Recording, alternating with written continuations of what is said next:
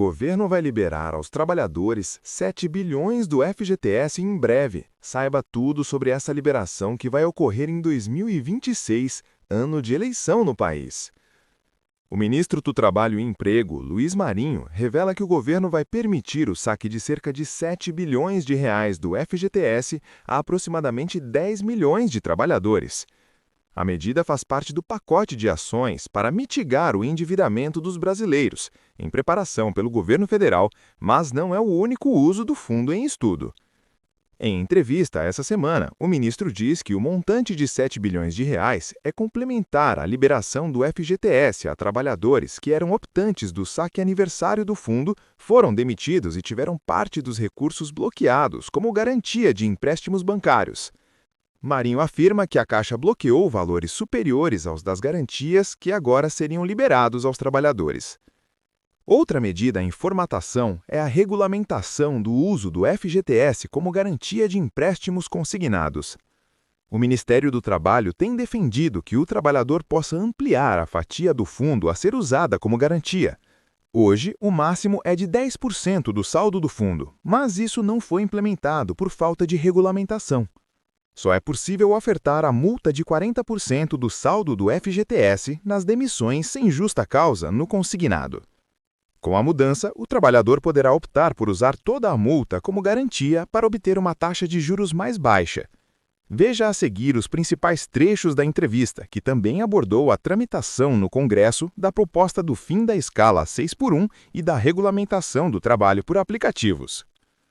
O ministro da Fazenda, Dário Durigan, disse nesta terça-feira que o governo estuda liberar o FGTS para pagamento de dívidas. O que está em discussão no governo relacionado a essa medida? Estamos olhando o tamanho do problema do endividamento da sociedade em geral e estudando como organizar esse processo junto às instituições financeiras. A ideia é fazer um processo de repactuação, de reestruturação dessas dívidas e de forma que, com a participação das instituições, baixar drasticamente o valor das prestações que as pessoas têm e ajudar a administrar esse processo. O FGTS está sendo considerado como uma tarefa pequena em relação ao todo de medidas em discussão. Como seria esse uso do FGTS? Trabalho para liberar um recurso do FGTS dos trabalhadores que, quando o presidente Lula assinou as duas medidas provisórias de liberação do fundo para os demitidos, ficou estabelecido que ficaria retido no fundo o que os trabalhadores tomaram de empréstimo junto às instituições financeiras para honrar os compromissos dos contratos.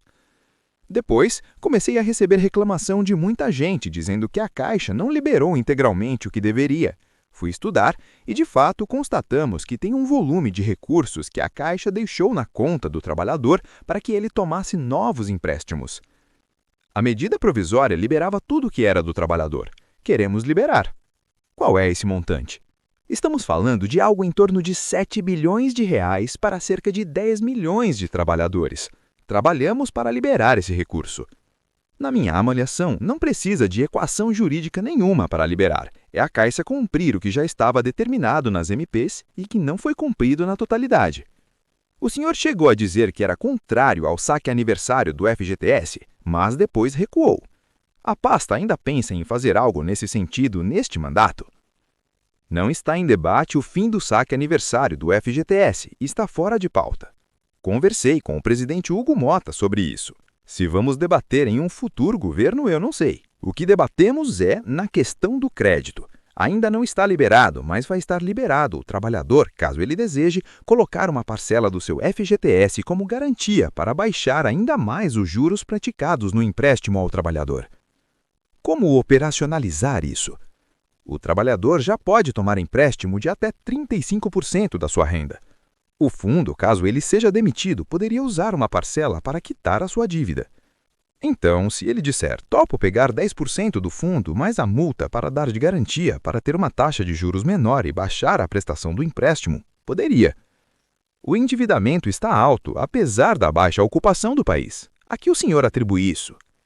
A ação está sendo trabalhada para ser iniciada, adivinha, antes das eleições. Por que será? Espero ter ajudado. Em caso de dúvida, deixe o seu comentário. Quer aprender mais? Se inscreva no canal Folha Previdenciária ou siga a gente nas redes sociais.